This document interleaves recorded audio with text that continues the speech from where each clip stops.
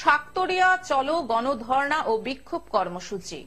কোল employees forum, ECL, BCCL কমিটির শাকতরিয়া চলো গণধর্ণা ও বিক্ষোভ কর্মসূচি আসানসোলের ইসিএল এর শাকতরিয়া সদর দপ্তরের মুখ্য গেটের সামনে করা হয়।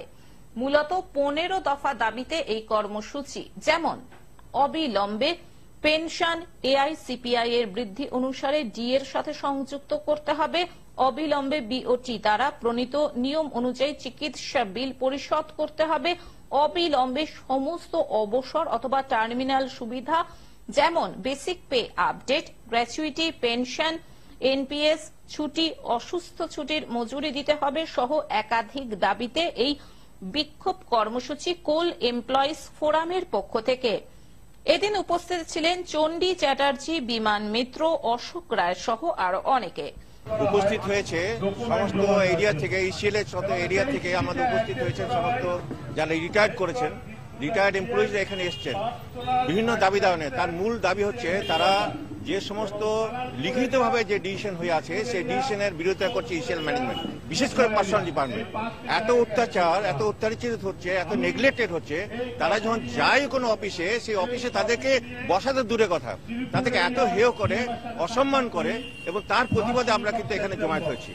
আমরা বলতে চাইছি যে আজকে এই সমস্ত শ্রমিক কর্মচারী যারা অফিসারবৃন্দ, যারা একসময় এই কোম্পানিকে দাঁড় করিয়েছেন, যার দাঁড়াতে এখানে আজকে 2.5 লাখ, 3 লাখ, 4 লাখ টাকা বেতন পাচ্ছেন, তারা কিন্তু আজকে পেনশন পায়। আমাদের যারা কর্মচারী আছে তাদের মাত্র 100 টাকাও আছে, 2000 টাকাও আছে। এই ধরনের কর্মচারীরা তাদের দাবি দেওয়া নিয়ে এখানে এসছে।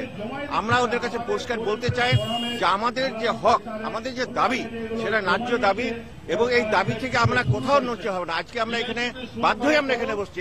এখানে এত বয়স্ক লোকরা যারা এসছেন তারা নিজের স্বেচ্ছায় আসেনি, তাদেরকে বাধ্য করা হয়েছে, এবং এই বাধ্যতামূলক আমরা চেয়েছি যে আমরা ডিপির সঙ্গে বা সিএমডির সঙ্গে দেখা করব। যদি দেখা না করে তো আমাদের যা পরবর্তীকালে আমরা অ্যাকশন নেওয়া, সেটা এমন। আমাদের চেয়ারম্যান সাহেব 1 ঘন্টা আগে আমাদের সেক্রেটারি, কোল ইন্ডিয়া চেয়ারম্যানের সেক্রেটারি আমাকে টেলিফোন করে জানিয়েছেন যে উনি আসতে বলেছেন, কিন্তু আমি বললাম যে আমি আসতে পারছি না, আগামীকাল যাবো।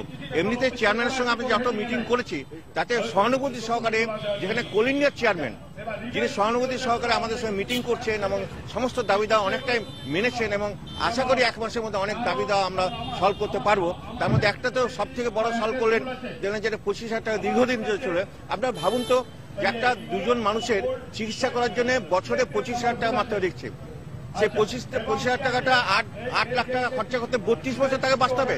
নিজের পয়সা থাকা করতেও সে টাকাটা নিজে পাবে না, তাকে টাকার অভাবে তাকে মরে যেতে হবে। আসানসোল থেকে সৌমিত্র গাঙ্গুলির রিপোর্ট, গ্লোব নিউজ। এখন থেকে গ্লোব টিভি দেখুন আপনার স্মার্টফোনেও। গুগল প্লে স্টোর অথবা অ্যাপল স্টোর থেকে ডাউনলোড করুন গ্লোব টিভি লাইভ অ্যাপ। এছাড়াও জিও টিভি অ্যাপ থেকেও দেখুন গ্লোব টিভি লাইভ।